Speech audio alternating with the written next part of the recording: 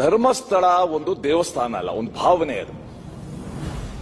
ನಾವು ಹಿಸ್ಟ್ರಿಯಲ್ಲಿ ನೋಡ್ಬಿಟ್ಟಿದೀವಿ, ಮೊಹಮ್ಮದ್ ಗೋರಿ, ಮೊಹಮ್ಮದ್ ಗಜ್ನಿ, ಅಲ್ಲಾವುದ್ದೀನ್ ಖಿಲ್ಜಿ ಇವರೆಲ್ಲ ಬಂದು ಆ ಸೋಮನಾಥನ್ ಮೇಲೆ ಅಟ್ಯಾಕ್ ಮಾಡಿದ್ದು, ವಿಗ್ರಹಗಳನ್ನ ಬಂಧಿಸಿದ್ದು, ನಮ್ಮ ನಂಬಿಕೆಗಳನ್ನ ಹಾಳು ಮಾಡಕ್ ಟ್ರೈ ಮಾಡಿದ್ವಿ.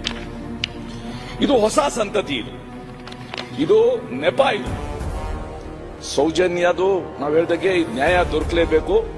ಅರೆ ಸೌಜನ್ಯ ಸಾವನ್ನ ಉಪಯೋಗಿಸ್ಕೊಳ್ತಾ ಇದಾರಲ್ಲ ತಮ್ದ್ಯಾವುದೋ ಒಂದು ಅಜೆಂಡಾಗೆ, ಅದಕ್ಕೆ ಅವಕಾಶ ಕೊಡಬಾರ್ದು. Don't play with the trust or faith of the Hindu community. ಆ ಭಾವನೆಗಳ ಜೊತೆ ನೀವು ಚೆಲ್ಲಾಟ ಆಡಬೇಡಿ. ಯಾಕಂದ್ರೆ ನಾನು ವೈಯಕ್ತಿಕವಾಗಿ ನನ್ನ ಜೀವನದಲ್ಲಿ ಯಾರು ಬಂಧು ಇಲ್ಲ. ನಂಗಿರೋದು ಒಬ್ಬನೇ ಒಬ್ಬ ಬಂಧು ಅಂತ ಅಂದ್ರೆ ಧರ್ಮಸ್ಥಳದ ಮಂಜುನಾಥ. ವಿಲಾಸ ಬಂಧು ಬಂಧುರ ಸ್ಫುರತೃಗಂತ ಸಂತತಿ ಪ್ರಮೋದಮಾನ ಮಾನಸೇ. ನನಗೆ ಜೀವನದಲ್ಲಿ ಬಂದ ಕಷ್ಟದ ಸಮಯದಲ್ಲೆಲ್ಲ ಸಹಾಯ ಮಾಡಿರೋನು ಅಂದ್ರೆ ಮಂಜುನಾಥ.